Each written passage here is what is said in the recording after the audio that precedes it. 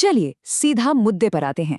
आज के इस विश्लेषण में हम एक ऐसे दिलचस्प कंसेप्ट को डिकोड करने वाले हैं जहां सदियों पुराने रहस्य और आज की मॉडर्न बिजनेस स्ट्रैटेजीज आपस में टकराती हैं। इसे कहते हैं बिजनेस न्यूमरोलॉजी, यानी व्यापार के नंबरों का छुपा हुआ ढांचा। अब यहाँ सबसे पहले एक बहुत ही गहरा सवाल उठता है, क्या किसी भी बिजनेस की सक्सेस सिर्फ और सिर्फ हार्ड डेटा, स्प्रेडशीट्स और बैलेंस शीट से डिसाइड होती है, या फिर इन नंबरों के खेल में कोई छुपी हुई किस्मत, कोई हिडन डेस्टिनी भी अपना काम कर रही है? बाजार के अनप्रिडिक्टेबल नेचर को देखकर अक्सर बड़े बड़े एंटरप्रेन्योर्स भी ये सोचने पर मजबूर हो जाते हैं। इन दोनों अप्रोच का जो कॉन्ट्रास्ट है ना, वो सच में बहुत दिलचस्प है। देखिए, रेवेन्यू, मार्जिन्स या कस्टमर चर्न जैसे जो स्टैंडर्ड मैट्रिक्स हैं, वो हमें ये बताते हैं कि पास्ट में क्या हो चुका है। वो एक रियर व्यू मिरर की तरह है। लेकिन दूसरी तरफ ग्रोथ साइकिल या बिजनेस नाम की वाइब्रेशन जैसे सिंबॉलिक इंडिकेटर्स भविष्य के पैटर्न और आने वाले रिदम को समझने की कोशिश करते हैं। तो यहाँ सबसे क्रूशियल पॉइंट क्या है? ये समझना कि बिजनेस न्यूमरोलॉजी किसी भी तरह से अकाउंटिंग का रिप्लेसमेंट बिल्कुल नहीं है, बल्कि ये कंपनियों के ऊपर ट्रेडिशनल न्यूमरोलॉजी का एक ऐसा प्रैक्टिकल एप्लीकेशन है जहां नंबर्स को रिपीट होने वाले पैटर्न की तरह ट्रीट किया जाता है। आप इसे एक ऐसा चश्मा मान सकते हैं जिसे ऑपरेशनल डेटा के ऊपर लगाकर देखा जाता है, ताकि ये पता चल सके कि कब एक्सपैंड करना है और कब सतर्क रहना है। तो चलिए अब इसके पीछे की जो असली साइंस है, जो लॉजिक है, उसे जरा करीब से समझते हैं।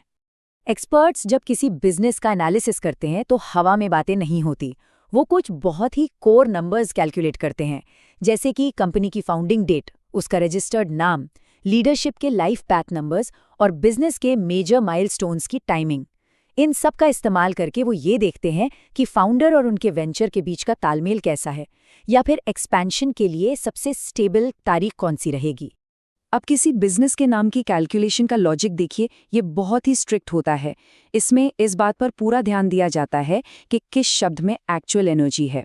सबसे पहले पूरा नाम लिखिए, फिर उसमें से गवर्नमेंट या डोमेन वाले सफिक्स हटा दीजिए, बचे हुए लेटर्स को उनकी न्यूमेरिकल वैल्यू दीजिए और फिर उन्हें तब तक जोड़िए जब तक एक सिंगल डिजिट न मिल जाए।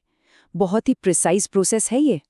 और ये टेबल इस बात को बहुत ही बेहतरीन तरीके से समझाती है कि किन वर्ड्स को काउंट करना है और किन्हें इग्नोर। मतलब अगर ब्रांड में स्वीट्स जैसा शब्द है या 24 जैसा कोई नंबर है तो वो काउंट होगा। लेकिन जो लीगल या टेक्निकल टर्म्स होते हैं ना, जैसे प्राइवेट लिमिटेड, LLP या .com, इन्हें पूरी तरह से साइड कर दिया जाता है, क्योंकि एनर्जी ब्रांड की पहचान में है, उसके लीगल स्ट्रक्चर में नहीं। अब थ्योरी से थोड़ा बाहर निकलते हैं और इसके प्रैक्टिकल फायदों पर बात करते हैं।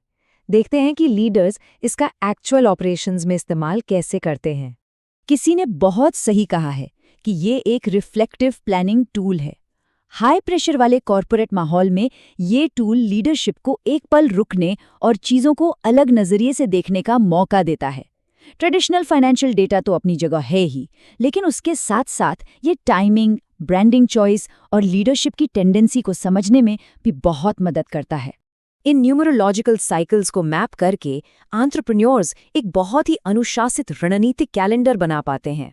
आइडिएशन फेज में एक सही एनर्जी वाला नाम चुनना, लॉन्च के टाइम सही और शुभ तारीखें फिक्स करना, और फिर एक्सपेंशन फेज में को-फाउंडर्स और टीम के बीच का तालमेल चेक करना। ये सब उन्हें सिर्फ क्वार्टरली रिजल्ट्स के प्रेशर से बाहर निकालकर लॉन्ग टर्म विजन देखने पर मजबूर करता है। और ये इसका सबसे काम का हिस्सा है, रिस्क पीरियड्स को पहले से भांप लेना। जब नंबर्स के हिसाब से कोई वार्निंग पीरियड या अस्थिरता का समय नज़दीक आता है तो फाउंडर्स पहले से ही डिफेंसिव हो जाते हैं।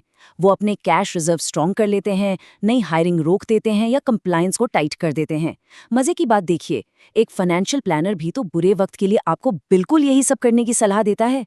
और अब तो बात सिर्फ कागज पेन तक सीमित नहीं रही। मॉडर्न ERP प्लेटफॉर्म्स जैसे कि लुआ CRM, वो भी ऐसे मॉड्यूल्स के साथ एक्सपेरिमेंट कर रहे हैं जो फाइनेंशियल KPI के साथ इन सिंबॉलिक फ्रेमवर्क्स को भी इंटीग्रेट करते हैं। इमेजिन कीजिए, डैशबोर्ड्स को इस तरह कस्टमाइज किया जा रहा है कि वो प्रिडिक्टिव AI और सिंबॉलिक प्लानिंग दोनों को ब्लेंड कर सकें, ताकि फाउंडर्स को बिल्कुल वैसा ही व्यू मिले जैसा वो असल में सोचते हैं। चलिए इस पूरी थ्योरी को रियल वर्ल्ड में टेस्ट करते हैं और कुछ बहुत ही शानदार एग्जाम्पल्स देखते हैं। ये देखिए, बात सिर्फ मान्यताओं की नहीं है। अकादमिक दुनिया भी इसे सीरियसली ले रही है। The international journal of creative research thoughts ने बाकायदा इस बात पर रिसर्च पब्लिश की है कि ये वाइब्रेशनल फ्रीक्वेंसीज करियर के पोटेंशियल और बिजनेस सक्सेस पर कैसे गहरा इम्पैक्ट डालती हैं। एग्जाम्पल के लिए नंबर 7 को लेते हैं। न्यूमरोलॉजी में नंबर 7 का मतलब है गहराई। ये आत्मनिरीक्षण करने वाले एनालिस्ट्स, रिसर्चर्स और डीप इंटेलेक्चुअल इनोवेशन से जुड़ा हुआ एक बहुत ही पावरफुल नंबर है। आप जरा एप्पल की कैलकुलेशन देखिए, उसी स्ट्रिक्ट लॉजिक का इस्तेमाल करते हुए ए का 1, पी का 8, पी का 8, एल का 3 और ई का 5, टोटल हुआ 25 और 2 + 5 यानी 7।